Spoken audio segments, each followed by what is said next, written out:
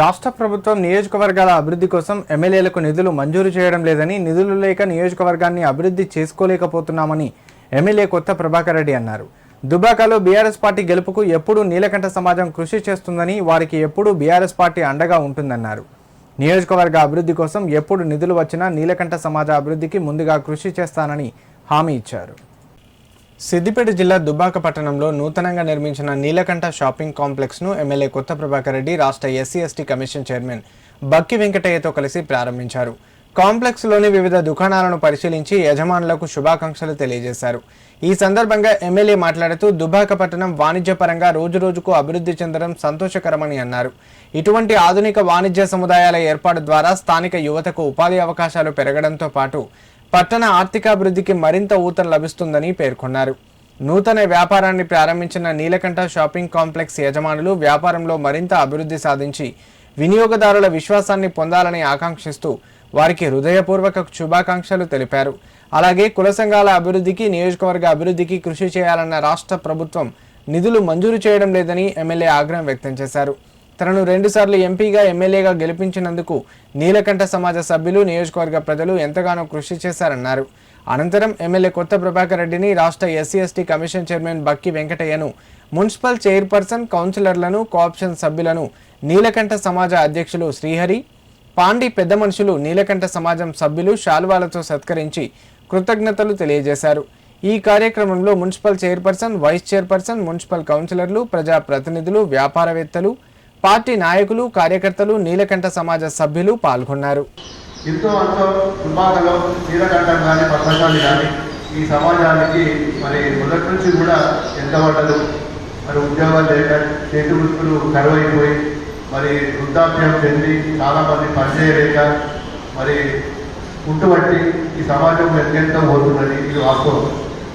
మరి ఎంత చేసినా ఈ సమాజానికి తక్కువనే. మరి మీరు కూడా మాకేదో కొత్తమ్మ కోరికలు కూడా అడగట్లేదు.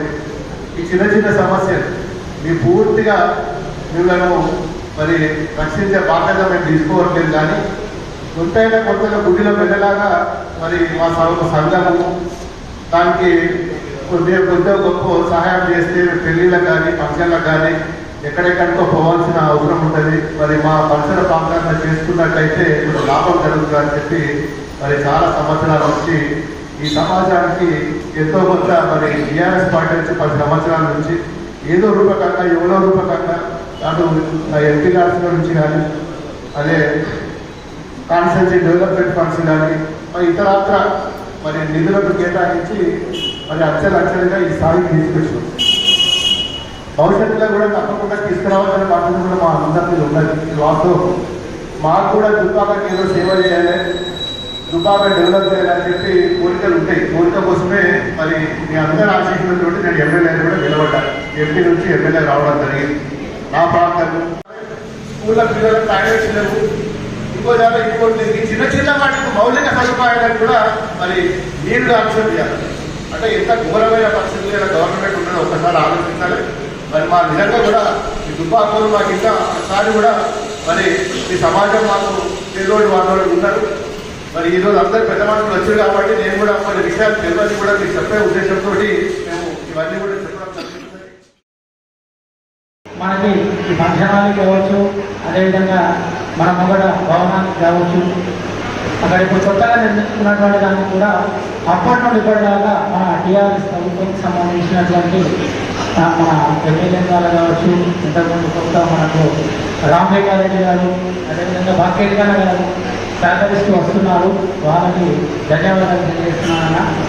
మాకు కొంత చిన్న పని మిగులుతుంది. అక్కడ ఇంకొక 10 లక్షలు అయితే పైన కూడా షాపింగ్ కాంప్లెక్స్ పోతుంది. ఒక్క పని ఇక్కడ ప్రజెంట్ చేయాలన్నా మీతోటి మేము ఎప్పటికీ ఉంటాము. మీకు తెలుసాగా ఇంతకుముందు కూడా మేము చాలా వర్క్ చేస్తామన్నా. మా దృష్టి ఆల్రెడీ ఎమ్మెల్యే గురించి ఇప్పటికి కూడా పూర్తి సహకారం మీకు అందిస్తామన్నా. మీతోటే ఉంటాం మేము తప్పకుండా. కాబట్టి మీరు ఒక చిన్న ఒక ప్రశ్న మాత్రం ప్రదర్శన చేయాలన్నా.